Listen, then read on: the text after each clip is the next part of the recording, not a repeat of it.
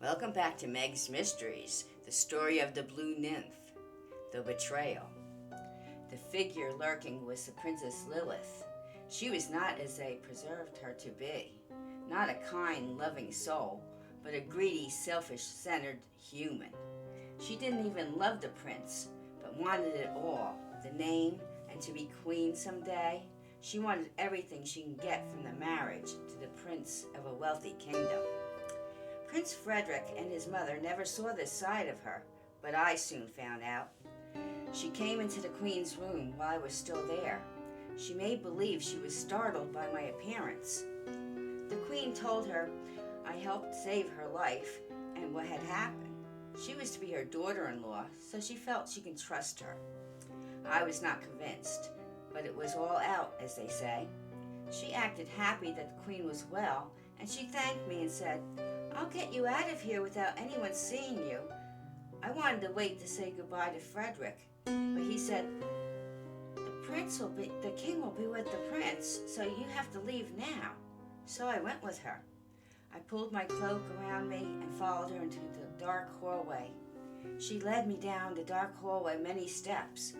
All at once, I had a sack put on my head and arms grabbing me. I couldn't see or get free. They pushed me into a dark, cold room. It was so damp and smelled like rotten food. I was pushed down, and the bag was taken off my head. I saw two guards and the princess. She had an evil look, so different from the sweet face she displayed earlier. She said, "I know your secrets, and I want you to use all your powers for me. I'll keep you here, and when I need you, you will work for me." She said, "I know everything about you now. You'll do what I say, and you'll use your powers to heal my soldiers when they get hurt, so I can take over this kingdom. My own personal army will be invincible. No one can harm them. I'll take over many kingdoms for my family."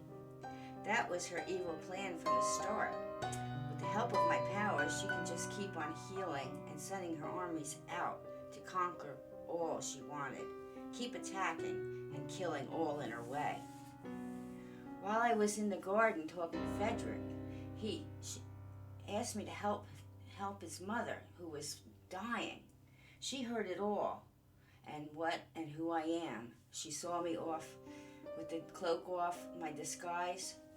My blue glow gave me away. She saw my face when Frederick hugged me. She was jealous, even though she didn't love him at all. She saw how he felt about me by the way he looked at me.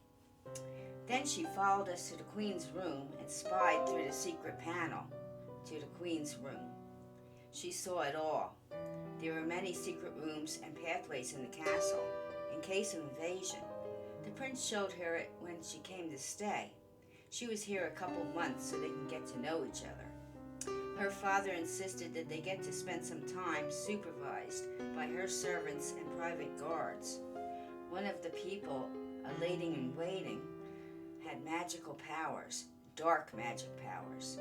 No one knew but her and her father. She was a dark sorceress and always with the princess. She had served them all their life. The king when he was a small boy, and the princess too. She probably was the one who helped them kill the queen, her mother, so the king could control all his kingdom and groom his daughter to take over, but first marry and get him more land and power and control. I said, "I will not help." She said, "Don't think you can escape from this cell. I had a magic spell cast prohibiting you from leaving or using your powers. No one will help you." She just laughed and left me. The prince didn't know that I was still here. The queen told him I left, and I said my last goodbyes. I was alone in the dark cell. I didn't know what to do, but I knew my faithful friend, the hawk, was watching, and he found me. I couldn't reach her from the small window, but I saw that she was there. She told me she'll go get help. I said, "Please be careful. Don't let anyone see you." And then she flew away. I knew it would take a long while. The castle was far away from the forest. I sat and waited. A couple of rats came by and asked if they can help. I looked for my fairy dust bag, but it must have I sat down and waited in the dark, thinking how I betrayed my family and friends and got myself into this mess. Now an evil human knows our secrets. Princess Lilith, the more evil than I thought. It was her plan to marry into Landsberg clan, to rule over a huge amount of land, and they had the best of everything. Her kingdom was not as large and didn't have as much wealth. Her father, King Lucas of Brookdale, was a greedy and cruel man and raised a greedy and cruel daughter. Her mother, the Queen Marilyn, had died very suddenly when Lilith became of age to take over her place. It was very suspicious, and many knew this. The king never loved her, only her wealth that came to him after they were married. He also blamed her for not giving him a son. But his daughter proved that she was much more better than any son could be, more evil. She was just like her father. The people all feared them both, and no one in the whole kingdom would ever cross them. Both Lilith and her father knew how to deceive the king and queen of Lansbury and Prince Frederick into a marriage that would end in betrayal and disaster. The prince had a bad feeling, but he must do his duty and obey his father's wishes for the good of his people and the kingdom. I found out her dreadful plan when I overheard her yelling at her guards. They were her own guards that she brought with her. She planned this well, but she didn't know anything about me or my people. This was shocking and exciting to her. She knew little about magic, only about evil magic.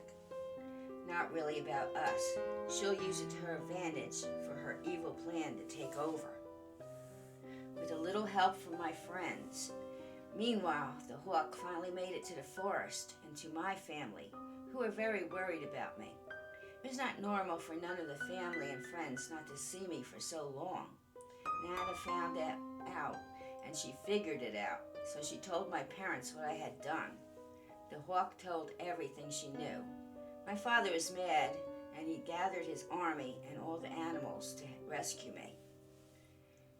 The fairies, the elves, the satyrs, all mystical creatures of the forest, all the animals and birds were ready for this order to attack and get me home safely. The king told Eric, my special friend, to go first with his army of elves to see how they can proceed to save me. The elves could also make themselves so small they could ride on the backs of birds, butterflies, and even bees, with the help of the same fairy dust I used. The elves also had wings, but the birds and the others can get there faster, and they could be ready to use their bows if they had to. So they were off high into the sky to save their princess. I never knew how much I meant to all of them, but we are a race of loving and faithful people, not like humans who captured me for their evil plan. They flew high and fast as they could. Eric was on Golden Hawk, and she led the way. I heard a familiar sound of flapping of her wings, and then a voice. "We are here to help you." It was Eric. I was never so glad to hear his voice. I said, "The cell has a black magic, so I can't get out." He said, "I'll get you out." He jumped down and was so tiny I almost didn't see him. I knew he would find a way to get us both out. He sprinkled fairy dust on me, and I shrunk down to his size. The magic spell was only on the cell, not on me or Eric, so we can use our magic dust because it didn't affect the powers. The rats let us go on their backs and climbed all the way up to the window where the hawk was waiting. We were free and in the high sky above the castle. I yelled down to the rats and thanked them for their help, and they waved goodbye and safe journey home. We finally made it home. My father, the king, was so happy to see me, but he was so angry too. I told him the whole story from the beginning, when we helped the prince as a boy, and all that had happened since. He and my mother understood. I did what I did to help someone in need. That's the kind of person I am. I also said, "They know too much about us now. We have to do something to protect our realm." My father had the fairies make something special so the humans would forget we ever existed. A potion so strong it will work quickly and make them all forget everything. The satyrs and elves took their bows and arrows and dipped the points of the arrows into the potion. The birds took the rest and flew and dropped it into the water supply in case anyone was missed. It would go throughout the water supply all through the kingdom. Then they went to the kingdom and used it on all the people I told that might know about me, especially the prince. I wanted him to forget he ever knew me.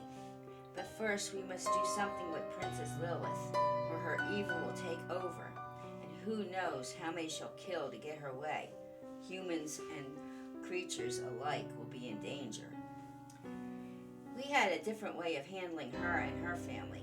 We put a sleeping potion into their water of their kingdom. Eric personally put something into her water glass, and they all fell deeply asleep for days, until King Frederick could take care of them all. I also wrote a long message and left it for the king and queen, for them to look into her evil plan. I gave them proof with her own words I had magically collected and recorded on the breeze. It would alert the king by a whisper in the wind, where to find her and all her plans to take over. Also, the hand she had in herself with her mother's murder. I made it so they would have to believe it. It came from someone in their own kingdom and knew to be true. Thankfully, they did believe it, and they were saved from the evil plan. Prince Frederick was free to marry a worthy princess when he found one, someone he would love and who would love him back. As for myself, I found deeply in love with my best friend and savior, Prince Eric. We were to be married in the spring. I knew this was meant to be. I'll always remember Prince Frederick with his bittersweet love, but in the end we found love and happiness that we all deserved. We cast a spell on all the forest to hide all magical creatures, and we are still here to protect all of nature. Trees, plants, streams, waterways, all animals of the forest. With the help of nymphs, fairies, satyrs, and elves. Even the darker creatures like trolls, hags, leprechauns, witches, and wizards, both good and bad. They're all true. The stories you heard and the lores from you have heard are all true. You thought they're just fairy tales, but no, always some truth to them. All over the world, the stories are real. So that troll under the bridge, that hag in the children's Christmas stories, the leprechaun who hides his gold and plays all those mischievous tricks, and much more. The things that go bump in the night. We are and always will be here in the shadows, watching you all. So beware, you are not alone. I hope you loved this series. Come back for more on Meg's Mysteries. Until next time.